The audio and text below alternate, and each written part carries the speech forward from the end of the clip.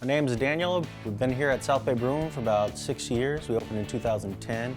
I've personally been brewing for about 8 years, and that's about it. I mean, now we got a shop and we're selling homebrew supplies. Got into home brewing more of a dare, just do it. So it went from a little 2-gallon kit into a shop. So it was the craft of actually making the beer, producing it from scratch, really, you know, you get your hands on, you can take care of everything yourself, make a beer that you can't get in the stores, and it's just, you know, it's something to talk about, good for parties, and it's just a really fun thing to do. Today we're probably gonna do a porter, a little darker, but it'll still be clean, not too bitter, so a little more traditional English style. We're gonna use 2-row, we're gonna use some dark malt, some roasted barley, a little chocolate malt, and then we'll use some English yeast to give it that real estery characteristics and maltiness. So since we're making a porter today, we're going to weigh out some grains. We're going to start with a little pale chocolate, just to give it a little hint of color and some flavor, some chocolate note background. We'll probably use about 4 ounces in this recipe. We're also going to use some crystal Munich, which is like 60L for the color, and we'll do 4 ounces of this as well. We're also going to mix in some black patent and give that dark color. And they all could be mixed together. There's no real need to keep them separate. We're going to mash them all together, which we'll show you in a minute. Then we'll go ahead and get some 2-row malt, which will be our base malt. It is a base grain, which is actually made in Canada.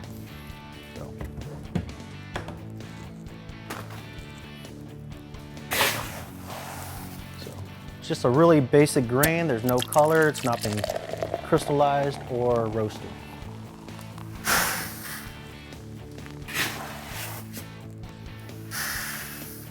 We'll be using 9 pounds of 2-row to get our sugars that we'll need to ferment to make our alcohol. All right, we're gonna mill those grains. So we have all those whole grains. Now we gotta crush them open.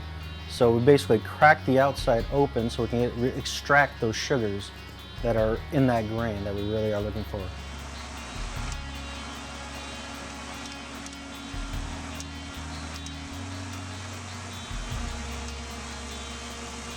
Right now we're heating up our strike water. We are going to put this into our mash tun, which will be a vessel for our grain so we can convert the sugars out of the grain.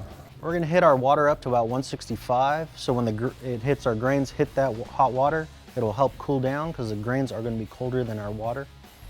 And we want to get our temperatures to about 152 while we mash in.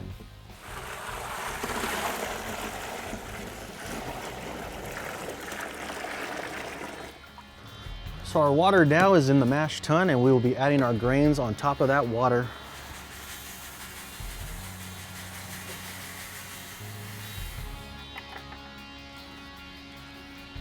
So we're using this particular mash tun because it's really a simple design.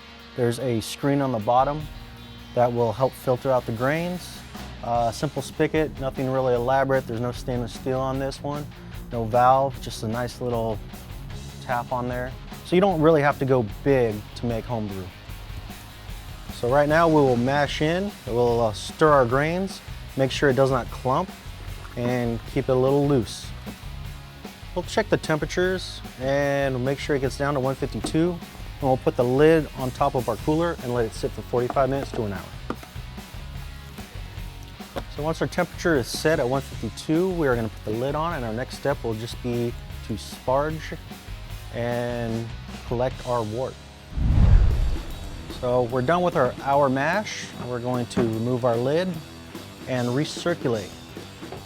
Pretty much that will be collecting our wort from our mash tun and putting it back on top of the grain bed, trying not to disturb the grain bed too much. This will also help clarify the beer, pull any particulates that might be in our screen, and the grain bed itself will act like a natural filter.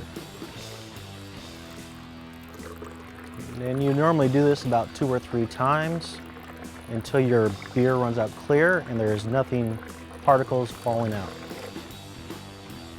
So since we've done this 3 times already, we're going to start collecting at a slow rate. We have heated up water to 170 degrees already and have put it in our hot liquor tank, which is above our mash tun.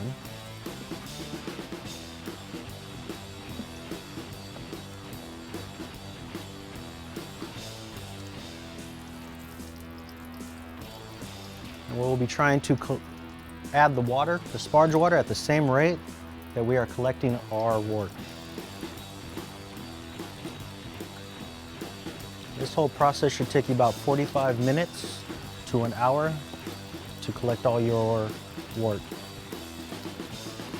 So after we collect all of our wort, we will start our boil and add our hops and boil for an hour. All right, so our wort is up to a boil now. It's a rolling boil, which will probably turn down. It's a little vigorous. But we're gonna add our hops at this time and start a timer for 1 hour. We're gonna be using Willamette today, probably about 1 ounce of whole hops. So we've added our hops and everything's mixed in, and we are going to start our timer for 1 hour. All right, so we've been boiling for about 45 minutes now. We're gonna add a wort chiller into our wort. It'll help sanitize it, and we'll use this to cool down our beer. Basically, we'll be using garden hose water, just tap water, and I'll be forcing through the coils, and it's kind of like a radiator. It'll take the heat out of the wort, and it'll come out with hot water. These wort chillers here we have in our store, and you can come by and pick one up. You can make one yourself if you really wanted to roll the copper, or you can buy them online. Right now we're going to transfer our beer into our carboy, which has been sanitized with Star Sand. It's a little foamy, but don't fear the foam. Star Sand has a tendency to foam up on you. It's just the nature of the Star Sand.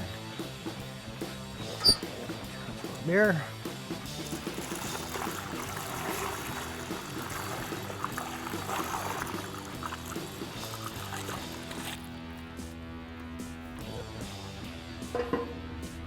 Looks like we didn't get a full 5 gallons, but that's all right. It'll still make beer and it'll still be good. Right now we'll take the funnel off and we'll add our yeast. We are adding 011 by White Labs, European ale yeast. All right.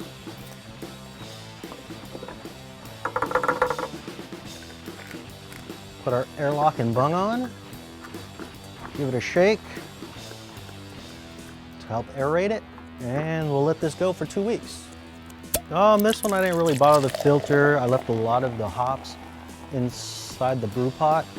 What got in there will just sit there until I put it into a secondary, and all of it will be left behind in the primary fermentation. Next phase is to let this sit for 2 weeks, and then we'll let it condition in the carboy, and then we'll bottle it. So after it's done fermenting, you can either keg your beer or bottle it and then drink it. It's actually pretty good.